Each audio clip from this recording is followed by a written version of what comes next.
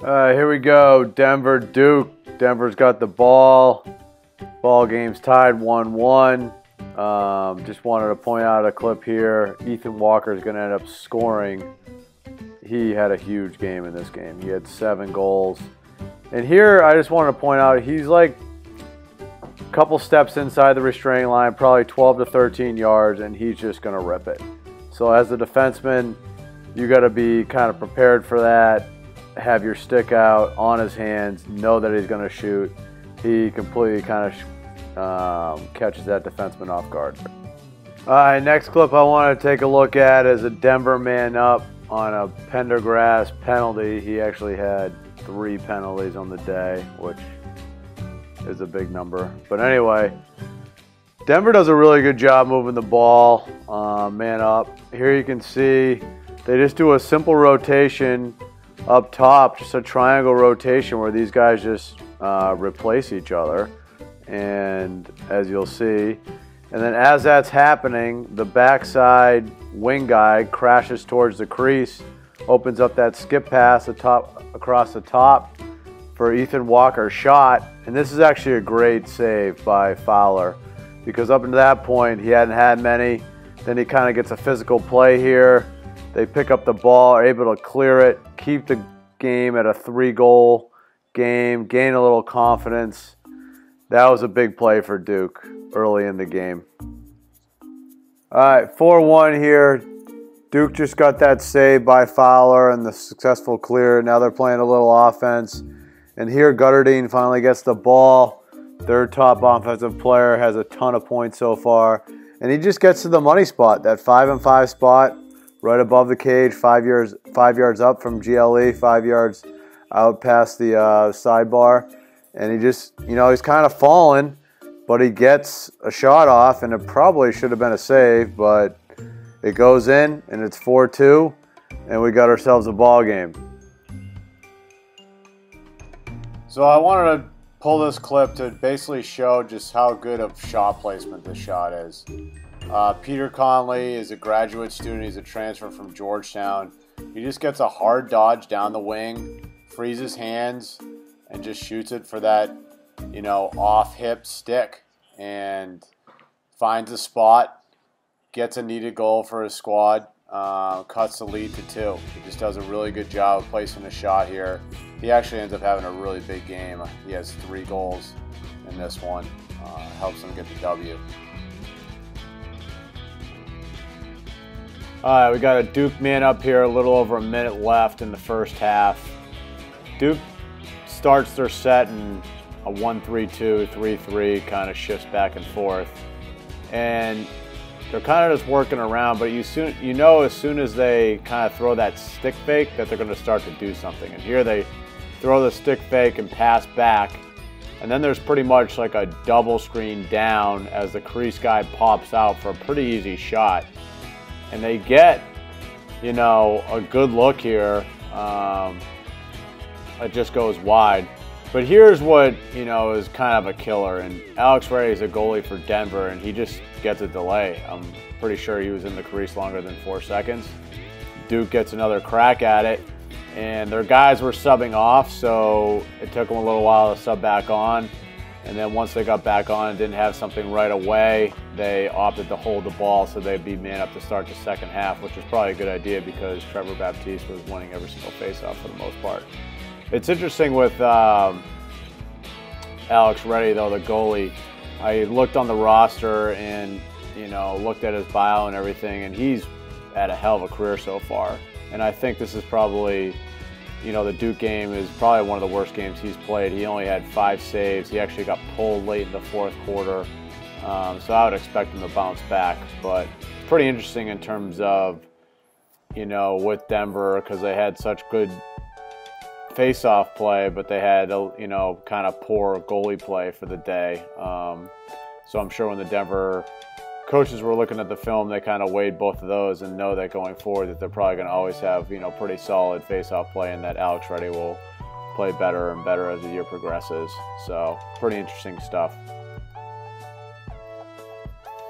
All right, here we go. Denver's, I believe, first possession of the second half. And here, I think JT Giles Harris just is a little overzealous on the 2 slide there. You can see he's like on the help defense way too much, which puts him out of position to start.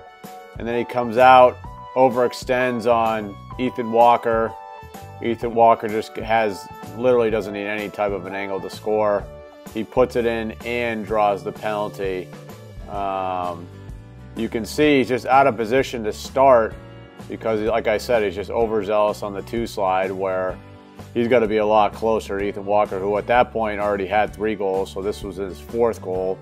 And JT is a really good defender. I mean, he started every single game as a freshman at close defense, so I think he was just, like I said, a little overzealous, and they get the penalty, so it's kind of a double whammy. Good moment for Denver. All right, this is a Denver man up, and this is just an unbelievable release, unbelievable shot placement. It's just a great shot. You can see the rain coming down. Just look at how quickly he gets the ball out of his stick. And he can shoot it from any angle, really, and that was just never going to be saved. Just a great shot. All right, this is another Denver man up. And I just wanted to point out Colton Jackson's just total body rotation and just how much energy he gets into the shot. Just look at the wind up and look at him just, you know, release it. Just really gets his hips, gets that rotation, and just fires it. It's a great shot.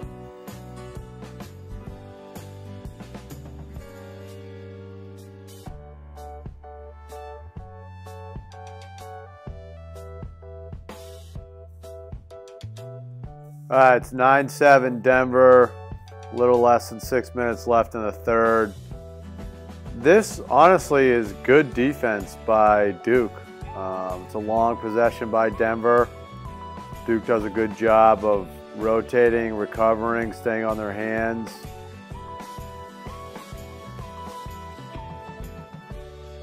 Denver subbing in their guys.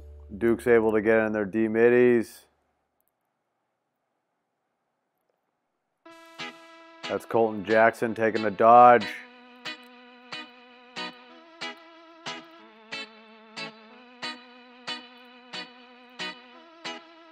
So the possession overall is, you know, pretty long, like bordering on a minute. Ethan Walker gets the ball, dumps it.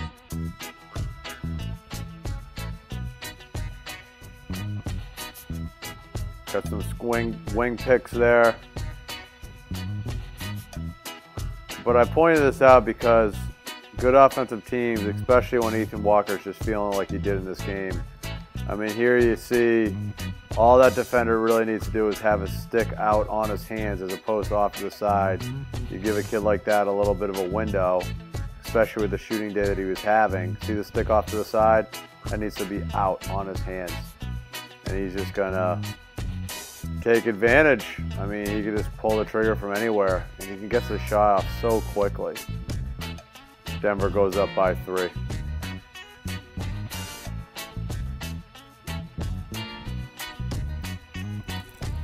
All right, short time left in the third quarter. Denver's got 4 guys. Duke has 6 defenders, okay? And they end up getting a wide open goal. Nobody guards the guy just cutting down, just total miscommunication. Coach Janowski's like shell-shocked. I mean, and the most crazy part about it is this is the last goal that Denver will score the entire game. All right, this is the ensuing face-off. Baptiste wins it. They don't get a fast break, but they kind of get a great look. Look at this move by the long pole. Gets a great dodge, and he absolutely rips it. And Fowler is back in the game for Upgren. So he played the first half. Upgren started the second half. Upgren got pulled. Fowler's back in. Fowler just gave up the prior goal on the doorstep. It wasn't really his fault. Nobody was guarding him. But then he does get this save. It's raining. This guy fires it. Like, look at this. He absolutely fires it. Puts it in a decent spot. I mean, it's stick side high, but it's going so fast that Fowler can't even, like, he almost loses it. Literally, Ethan Walker almost grabs it out of the air and scores. But with that being said, it's a save. Duke is only down 4 as opposed to being down 5 going into the fourth quarter. And then I've never seen a game momentum change so quickly when a team wasn't winning the faceoffs. It's unbelievable. All right, this is kind of the beginning of bad things for Denver. They start committing penalties, and then they start turning the ball over, even though they win draws on the faceoff. But anyway, this is a Duke man up after a Denver penalty, and they do a decent job moving the ball. I really like how Duke throws a lot of these stick fakes. There you see by Connolly just throwing that little stick fake up top, just drawing the defense ever so slightly, you know, away from Gutterdine. But here you see Connolly, the transfer from Duke. He's a grad student at Duke. Was at Georgetown last year. But that just gives Gutterdine a little bit of a window. And in there, the defender even has a stick out. But these guys, I mean, he's one of the best attackmen in the country. You just give him a little window, boom, down 2. All right, Duke has been on a 4-goal run.